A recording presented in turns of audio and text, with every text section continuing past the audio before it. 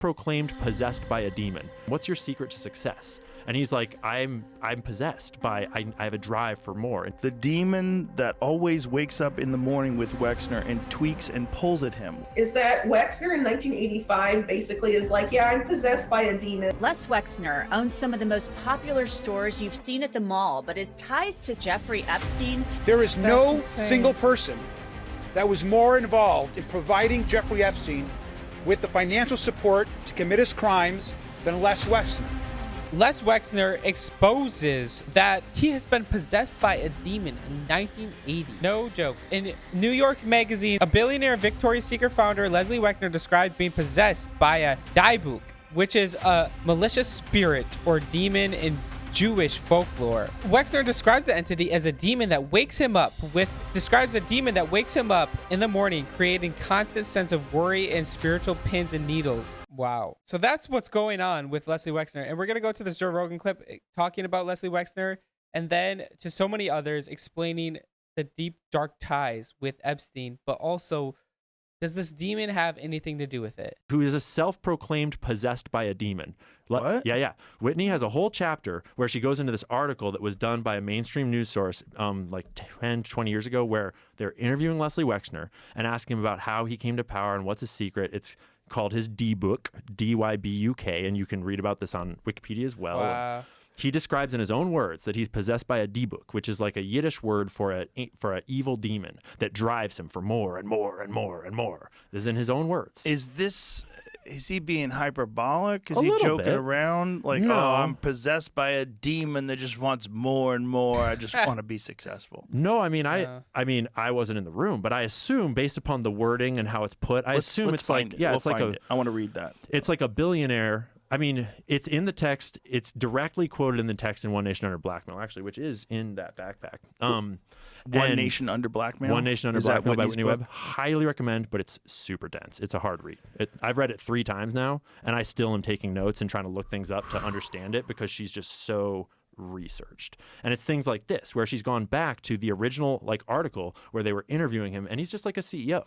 So they're just asking him, what's your secret to success? And he's like, I'm possessed by, I have a drive for more. And he chose the word Dybbuk, which is a Yiddish word. So this is from New York Magazine interview. That's exactly the source.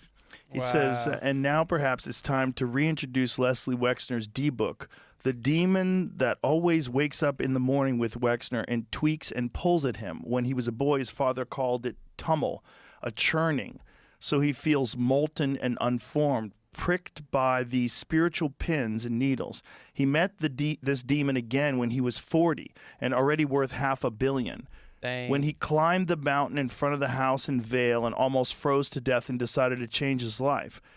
This demon he calls terminal Schvilkes, which makes him wander from house to house, repeating the pattern of his childhood on a luxurious scale, wanting more, swallowing companies larger than his own. It is precisely the reason that Wexner has $1 billion and doesn't stop at, say, $5 million and a new Mercedes every other year, and what he calls normal life. Bridge on Wednesdays and bar mitzvahs on Saturdays, and the Winding Hollow Country Club in Columbus, which is like Buckingham Palace to him when he was 15. Yeah. So that's just to point out. That's crazy. So this guy is the one who essentially made Jeffrey Epstein. And he's the one who's claiming that he was possessed by a demon. Now we go to Whitney Webb here explaining this.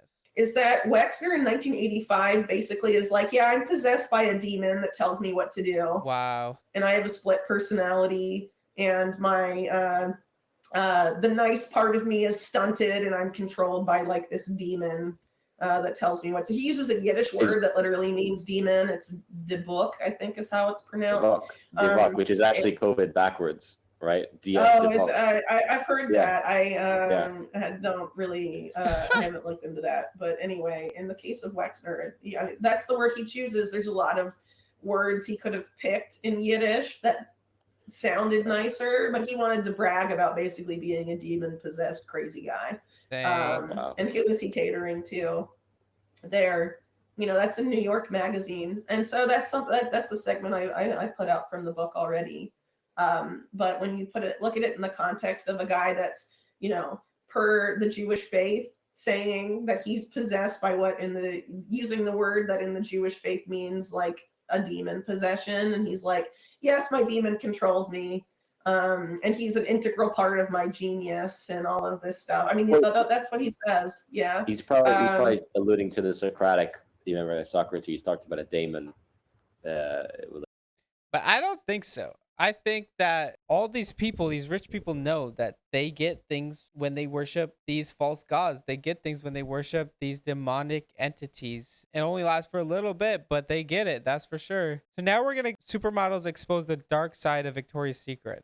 Have heard of Victoria's Secret, but very few people have heard of the billionaire behind it, Les Wexner. Les Wexner owns some of the most popular stores you've seen at the mall, but his ties to Jeffrey Epstein have raised a lot of questions in recent years. I'm Anjanette Levy, and welcome to this latest edition of Law and Crime Sidebar Podcast. This new documentary has just come out on Hulu, and it looks really interesting. Les Wexner is from Columbus, Ohio. He is a billionaire, and he owns a lot of big brands. He owns Victoria's Secret. He used to own The Limited, Abercrombie and Fitch, a lot of these stores that we've all done some shopping at over the years.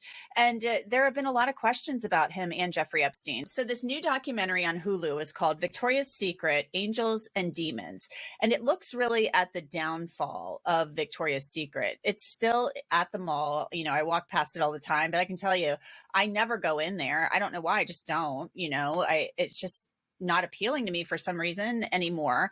What is the deal with Les Wexner and Jeffrey Epstein, and how could that have impacted that relationship he had with him? How could that have impacted his business? Sure. So from my understanding, Jeffrey Epstein was very close with Wexner. Wexner allowed him to manage, from what I understand, a lot, if not all of his finances, and he gifted him a couple of houses, allowed Epstein to live within a mile of his estate.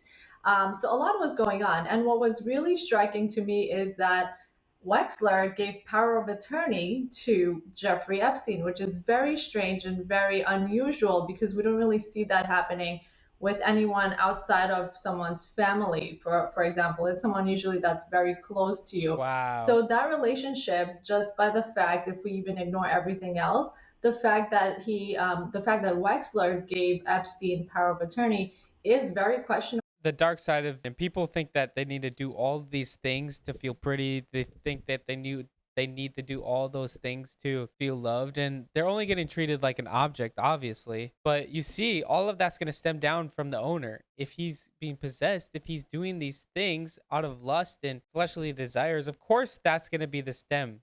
That's wild. Of course, though, if you're in the industry, I feel like, man, that's just a place for predators to be. That's a place for people who are looking for that kind of stuff, and that's the problem. That there would be no Epstein Island, there'd be no Epstein plane, there'd be no money to traffic women and girls. Mr. Epstein would not be the wealthy man he was without the support of Les Wexner. Mr. Wexner admitted that he traveled to both Epstein's Island as well as his other properties.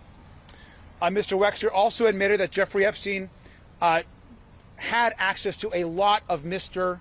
Wexner's wealth. To be very clear, we know of approximately over $1 billion, it looks like. It's about $1 billion that was either transferred, provided in stocks, or given directly to Mr. Epstein by Wexner. There is no single person that was more involved in providing Jeffrey Epstein with the financial support to commit his crimes than Les Wexner. That is already, as we all know, the billionaire, former Victoria's Secret CEO Les Wexner testified today in the House's investigation into Jeffrey Epstein. Democratic lawmakers met Wexner in person at his home in Ohio. They say there were no Republican members at the deposition. In the Justice Department's release of the Epstein files last month, Wexner was referenced as a co-conspirator in part of an unredacted internal FBI document from 2019. That's crazy. An FBI email from that that same year stated there was, quote, limited evidence regarding his involvement. Last week, a legal representative for Wexner said his team was told in 2019 that Wexner, quote, was neither a co-conspirator nor target in any respect. So, guys, this is all fascinating. I'd love to know what you guys think. Is Les Wexner completely innocent? That's a funny question. I don't think so. But I'd love to know what you guys think in the comments below. Very, very fascinating stuff. Anyway, guys, thank you so much for watching. I encourage you to hit the like button and subscribe if you haven't. And always remember, guys, Jesus loves you.